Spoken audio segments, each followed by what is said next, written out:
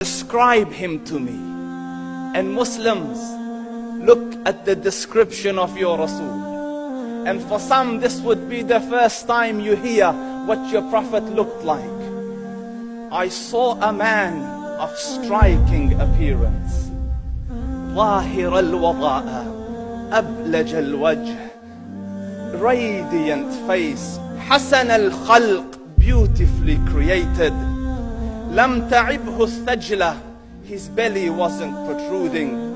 ولم تزر به السعلة, nor was his head disproportionate and small. وسيم قسيم, proportionate and delicate, finely made, a specimen of a creation. في عينيه دعج, in his eyes there was a contrast. The dark was immensely dark, the white was excessively white.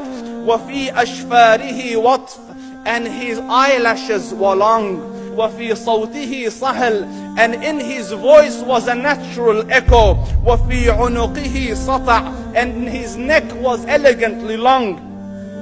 وفي لحيته كثاثة, his beard was full and thick.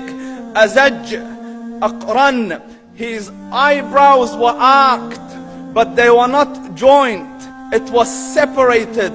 In Samat فعليه الوقار, when he was silent, dignity covered him. وإن تكلم سماه وعلاه البهاء, and when he spoke, it was audible and clear, almost commanding and overtaking. أجمل الناس وأبهاهم من بعيد, from afar the most striking and outstanding in appearance. وأحسنهم وأجملهم من قريب, and when he came near, the best of them and the most handsome of them in closeness. حلو المنطق, such an exalted and sweet level of logic. Like when he used to speak, it was so coherently logical, it was smooth and easy to understand. فصل لا نزر ولا هذر, he was to the point, not excessive, nor too short. كأن منطقه خرزات نظم يتحدرن, his logic, his utterances, his words were like jewels coming out of a necklace, calculated, polished, one after the other, it would flow magically. ربعة, he was medium in height. Your eye didn't have to strain to look up at him, nor was it tedious to look down at him. He was a comfortable sight to look at. له رفقاء يحفون به, he had friends, the people that were with him, they were working around him to try to serve and protect him. إن قال سمعوا لقوله, when he used to say something, they used to hearken to what he used to say. وإن أمر تبادروا إلى أمره, when he commanded, they used to compete to fulfill the command. This is Muhammad Rasulullah.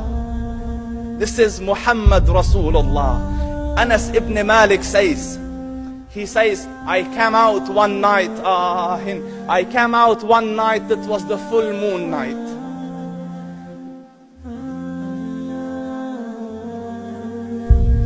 And I looked at the moon, and in the desert, understand, the moon is an awesome sight. It is smooth, it is radiant, it is clear, it is gentle compared to the scorching sun at which they are used to.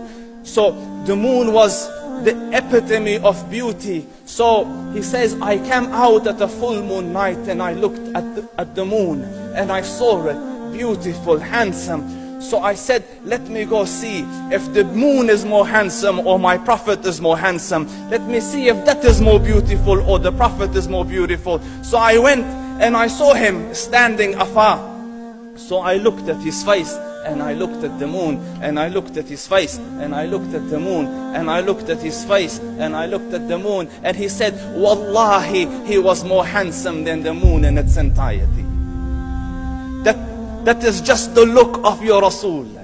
Aisha radiyallahu anha says, I was sewing with the needle, my needle dropped in the dark, I couldn't find it. I said, Ya Rasul, I can't find it. He moved his face close, and I swear, out of the radiance of his face, I found my needle. And the Prophet sallallahu alaihi wasallam was mind-bogglingly handsome, but his handsomeness was covered with waqar and jalal and hayba. The Sahaba say, when we used to sit at his feet, two feelings conflicting would come on the heart. The first one, you wanted to look at him. You wanted to behold the majesty of his face. And when you wanted to look up, shyness used to overtake you, so you used to look down. Amr ibn al-As says, I sat with him many times, but if you ask me to describe his face, I can't describe it. I wouldn't be able to look up to him ijlalan wa ta'zeeman. I couldn't look up at him. And that is why he didn't have the problems that Yusuf alayhi salam had. Because it was difficult to penetrate the awe and the splendor of the Rasul.